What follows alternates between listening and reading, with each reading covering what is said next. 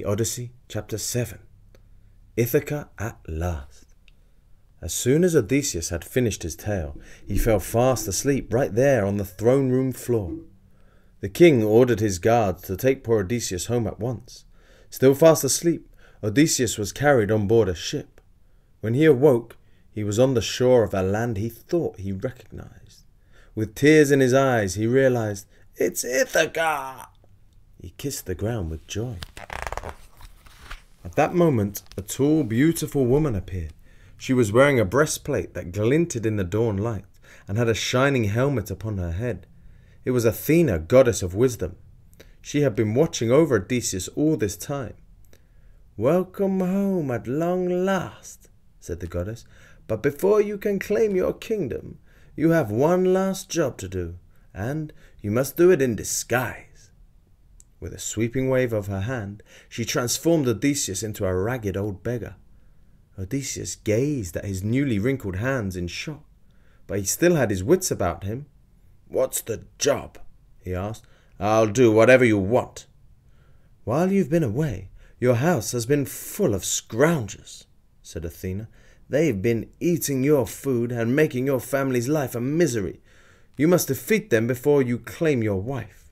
You see, they hope that one of them can marry her." "But she is married!"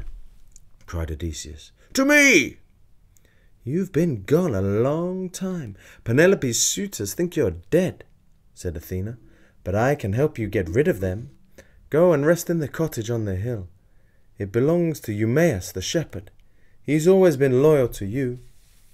With that, she disappeared. Eumaeus welcomed the strange old man and offered him a place by the fire. Odysseus played the part of a feeble old beggar so convincingly that the kindly shepherd insisted that Odysseus take his own soft bed that night while he slept outside. The next morning, Odysseus was awoken by Athena. She was smiling, and she said, "I have someone to see you, but first—" She waved her hands, and he felt his old and wrinkled skin become firmer and younger again. Just then, a young man appeared over the crest of the hill. He looked familiar, very familiar. "Telemachus!" Odysseus cried. "My son!" He rushed forward to hug him. Telemachus jumped back in shock. Odysseus' skin was still glowing from the transformation, and he looked more like a god than a man. "Telemachus, I'm your father," said Odysseus. "Don't you recognize me?" Telemachus' shock turned to joy, and he flung his arms around his father. "It's time," said a voice from behind them. They turned to see Athena. "Go and reclaim your kingdom from those disgraceful men who are bleeding it dry," she said. Her eyes were stern. Once again she disguised Odysseus as a beggar. "You'll have the advantage of surprise," she said. So the old Odysseus and young Telemachus walked to town, picking up Eumaeus on their way.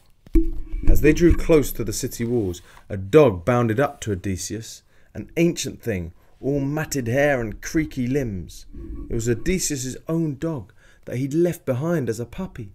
Good boy, beamed Odysseus, but his smile faded as he realized that the ancient creature was on its last legs. "Poor boy," he whispered, kneeling to pet the dog as tears rolled down his cheeks. But then Odysseus stood, and all the pent-up rage and bitterness of his long exile turned into grim determination. He would get his kingdom back and live happily ever after with his wife and son if he had to kill everyone on the face of the planet to do it.